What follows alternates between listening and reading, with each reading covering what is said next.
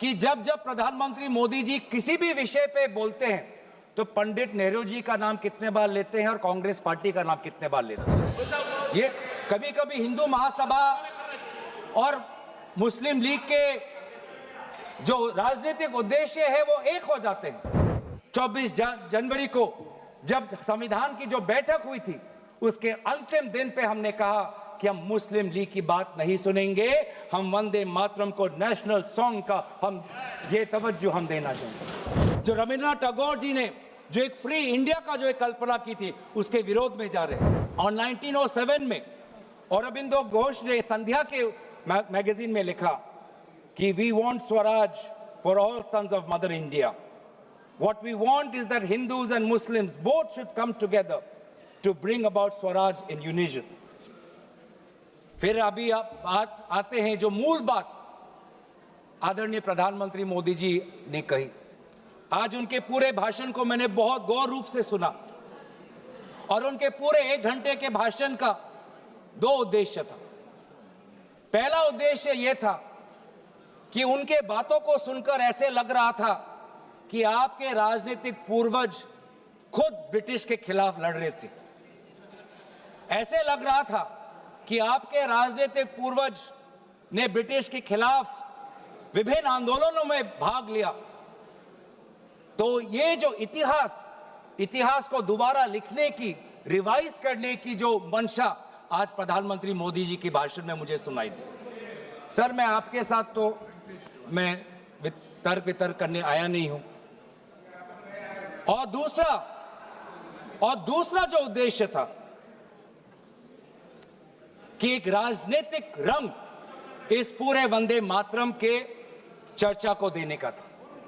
उन्होंने उजागर किया कांग्रेस वर्किंग कमेटी का और पंडित नेहरू जी का।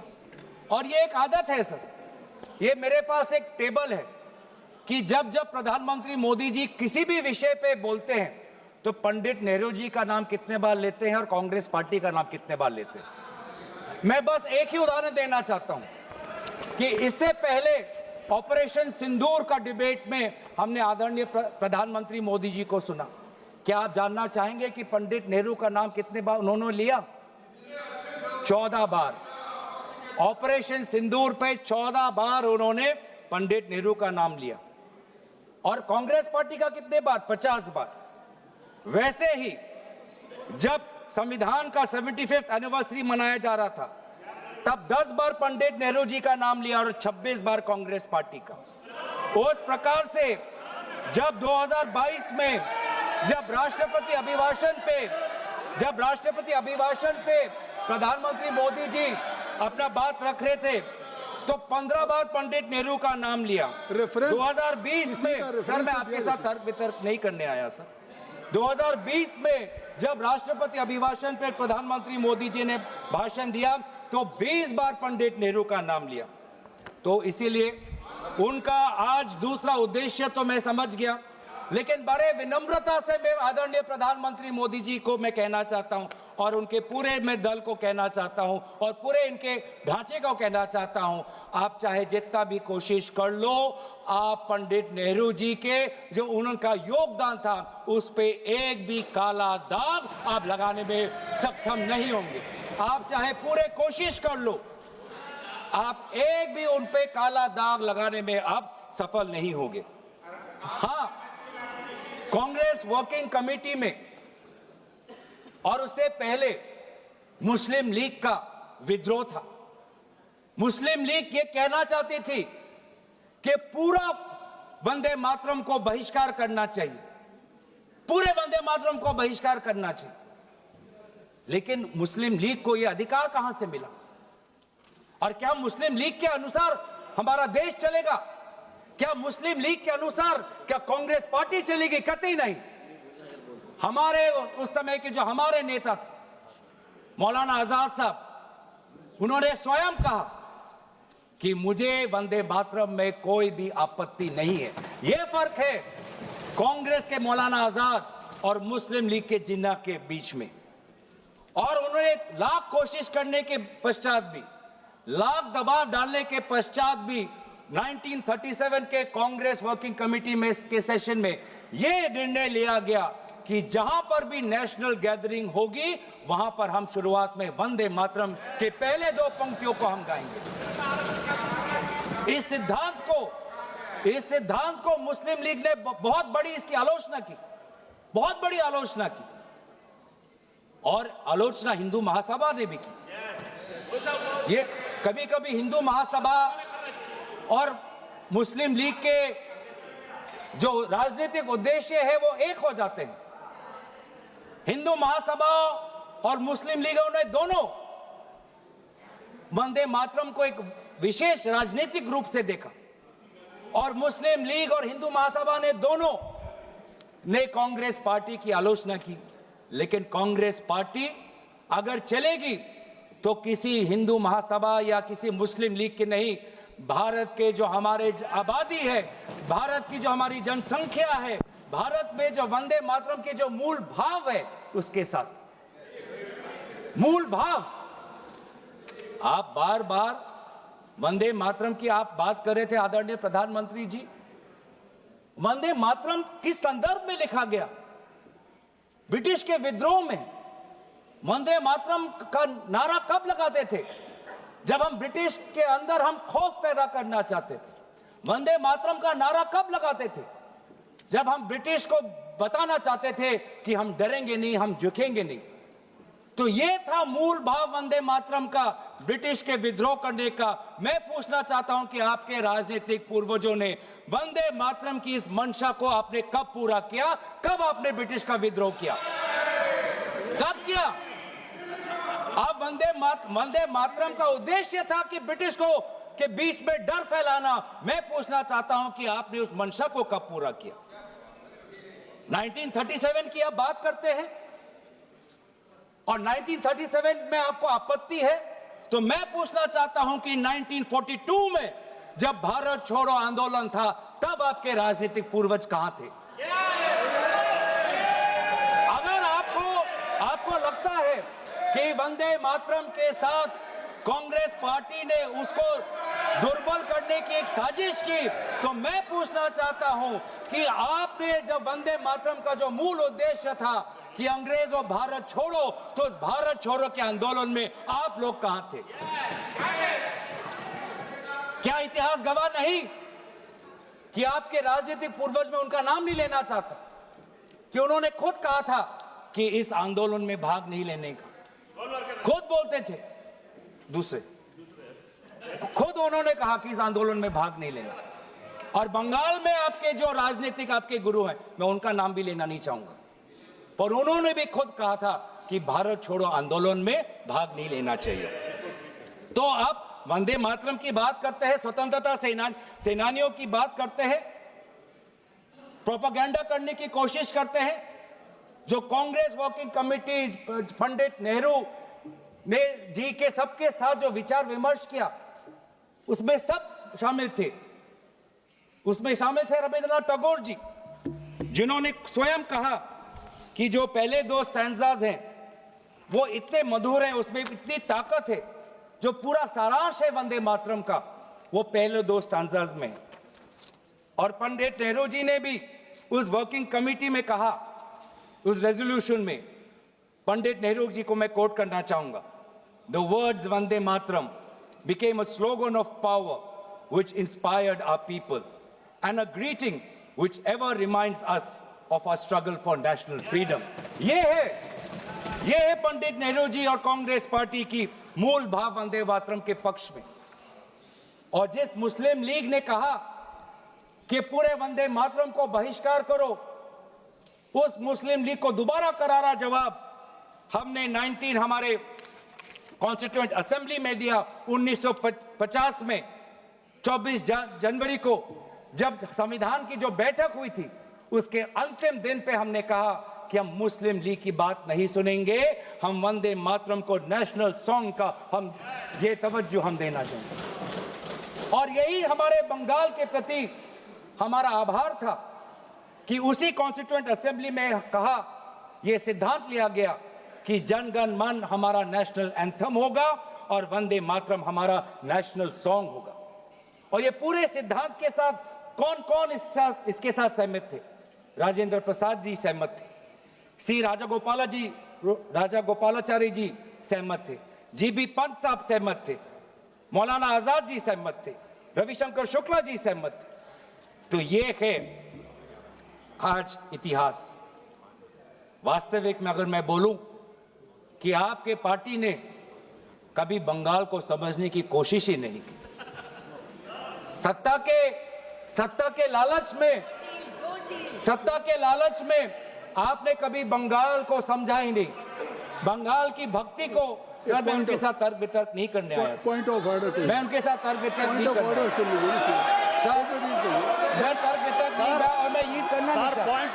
पॉइंट ऑफ ऑर्डर मैं यील्ड करना भी ये नहीं चाहता। स्पीकर का डायरेक्शन 114 और 115 ये इतिहास को गलत करे। जब भारत अलग हो गया सर, भारत का विभाजन हो गया, मुस्लिम लीग ने जब पाकिस्तान बना दिया 15 अगस्त 1947 को, जब भारत और पाकिस्तान का बंटवारा हो गया, तो मुस्लिम लीग किस कॉन्स्टिट्यूएंट असेंबली में था जिस 24 जनवरी 1950 की वो ये डिबेट है सर। अगर आप मुझे बोलने देंगे तो मैं इनसे कहूंगा कि जैसे हमने आदरणीय मोदी जी को सुना, आप भी सुनने का धैर्य रखें। धैर्य की कमी मत दिखाइए। संयम की कमी अब मत दिखाइए। हमने संयम दिखाया, हमने धैर्य दिखाया, अब आपकी बारी है। आपने बंगाल को कभी समझा नहीं, आपने बंगाल की भक्ति को नहीं समझा, आपने बंकिम चंद्र चटर्जी को नहीं समझा।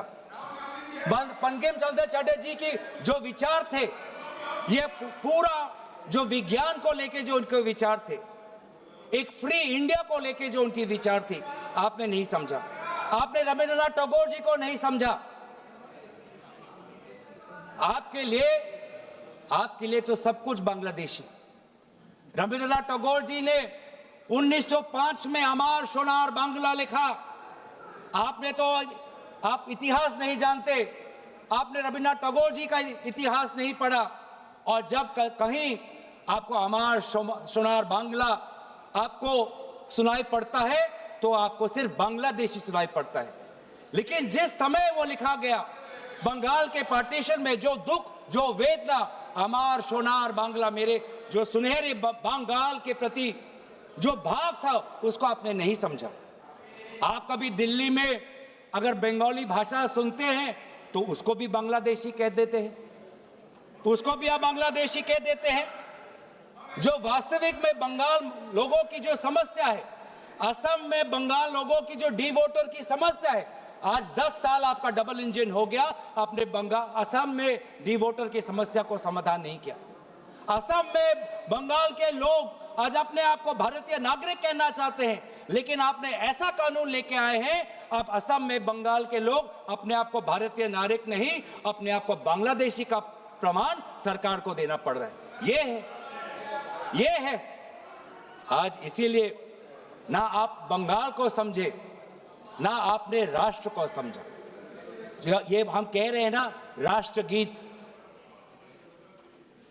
इसमें जो राष्ट्र है, आपने कभी राष्ट्र को समझने की कोशिश नहीं, क्योंकि ये राष्ट्र जो है एक संघीय ढांचे पर निर्भर है और इसमें कई प्रकार के राष्ट्रभक्ति हैं। आज अगर भारत एक मजबूत राष्ट्र है, वो इसलिए है क्योंकि इसमें ना सिर्फ बंगाल की राष्ट्रभक्ति समाई हुई है, इसके साथ तमिल की भी राष्ट्रभक्ति समाई हुई है, इसके साथ असम की राष्ट्रभक्ति समाई हुई है, इसके साथ पंजाब की राष्ट्रभक्ति समाई हुई है, इसके साथ केरल की राष्ट्रभक्ति समाई हुई है, इसके साथ कर्नाटका तेलंगाना की राष्ट्रभक्ति समाई हुई है, इसके साथ नागालैंड उत्तर पूर्वांचल की राष्ट्रभक्ति समाई। लेकिन आपने कभी समझा ही नहीं। हमारे सारे प्रदेशों की राष्ट्रीय भक्ति समाई हुई है, तब जाके भारत को हम एक मजबूत राष्ट्र बना सकते हैं। आपने कभी हमारे राष्ट्र में धर्म अनेक, वो आप ले लीजिएगा अखिलेश जी, आप ले लीजिए। हमारे राष्ट्र में धर्म अनेक, हमारे राष्ट्र में भाषा अनेक, हमारे राष्ट्र में प्रांत अनेक, लेकिन हमारे राष्ट्र में राष्ट्र ग्रंथ सिर्फ एक, वो है हमारे भारतीय संविधान।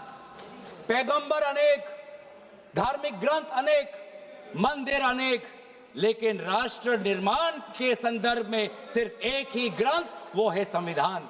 और इस संविधान की सुरक्षा हम आज भी कर रहे हैं।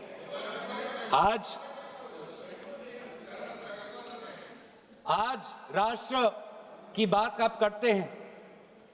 मैं पूछना चाहता हूं कि आपने जो हमारा नेशनल एंथम है, आप चाहते थे कि वंदे मातरम हमारा नेशनल एंथम बने, लेकिन जब पूरे देश ने जनगण मन को नेशनल एंथम, रविंद्रनाथ टैगोर जी के द्वारा रचित जनगण मन को नेशनल एंथम का तवज्जो दिया, तो आपके राजनीतिक पूर्वजों ने लगभग 52 साल आपने ना राष्ट्रीय तिरंगा अपने शाखाओं में लगाया, ना राष्ट्रीय नेशनल एंथम अपने शाखाओं में कहा। आप राष्ट्र की बात करते हो, ना नेशनल एंथम को आपने तवज्जो दी, न भारत के तिरंगा को आपने तवज्जो दिया। आप क्या राष्ट्र की बात करते हो? लेकिन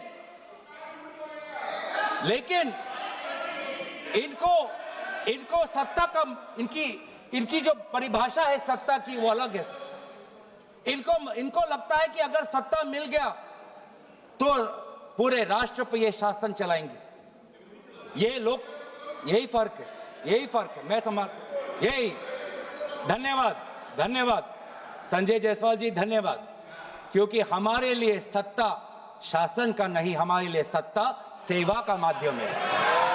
सेवा का माध्यम, ये फर्क है। ये संजय जी को आप धन्यवाद दे रहे हैं। ये फर्क है। ये संजय जी को आप धन्यवाद दे रहे हैं। आपके साथ तो मैं नहीं करने, आपके साथ तो नहीं करना। ये फर्क है। राजतंत्र और लोकतंत्र में राजा शासन करना चाहता है और सेवक भारत के संविधान को सेवा करना चाहता है। ये फर्क है राजा और सेवक में। और आज यही हम देख रहे हैं कि आज हमारे भारत के लोग अनेक समस्या उठा रहे हैं, लेकिन उस समस्या का एक भी उल्लेख नहीं। सर, आज अगर हम राष्ट्र की बात कर रहे हैं, राष्ट्र के प्रति हमारे भक्ति की बात कर रहे हैं, राष्ट्र के प्रति आपकी सेवा के लिए धन्यवाद। सभापति महोदय, थोड़ा मुझे सुनिए। सभापति महोदय, मुझे हम राष्ट्र के प्रति हमारे कर्तव्य की बात के प्रति हमारे कर्तव्यों की हम बात कर रहे हैं। आज सदन पहली बार भारत के राजधानी में बम विस्फोरण हुआ, एक बार भी उसका उजागर आदरणीय प्रधानमंत्री मोदी जी नहीं किया। हम 150वीं जन्म जयंती वंदे मातरम की मना तो रहे, लेकिन क्या हम आज वर्तमान के भारत को सुरक्षा दे पा रहे हैं? क्या हमने दिल्ली के राजधानी में हमारे दिल्ली वासियों को हमने सुरक्षा दी? क्या हमने जम्मू कश्मीर में हमारे वहां के पर्यटकों को सुरक्षा दी? ये कर्तव्य नहीं है? हम कैसे मनाएंगे? ये वंदे मातरम की चर्चा पर है। सर, विकसित भारत की बात कर सकते हैं तो वर्तमान की बात भी कर ही सकते हैं। 2047 की बात कर सकते हैं तो 2025 की बात भी कर सकते हैं। वंदे मातरम के 150 वर्षों की यात्रा का आलोचना तो आज हम सुरक्षा की बात करते हैं। आज हम सुरक्षा की बात करते हैं। किसी की आलोचना नहीं की आज सभापति महोदय, प्रधानमंत्री ने किसी की आलोचना नहीं की। सभापति महोदय, इसलिए वंदे मातरम तक। सभापति महोदय, अगर वास्तविक में अगर 150वीं जन्म जयंती वंदे मातरम का पालन करना है तो हमें सुरक्षा देना होगा, स्वास्थ्य की सुरक्षा देनी होगी। आज दिल्ली में, पूरे उत्तर भारत में, गंगा तट पे जितने भी लोग हैं, किसान हो, श्रमिक हो, आज वो वायु प्रदूषण के कारण आज उनका वो सांस नहीं ले पा रहे। आज आप देखिए कि हमारे सीमाएं सुरक्षित है।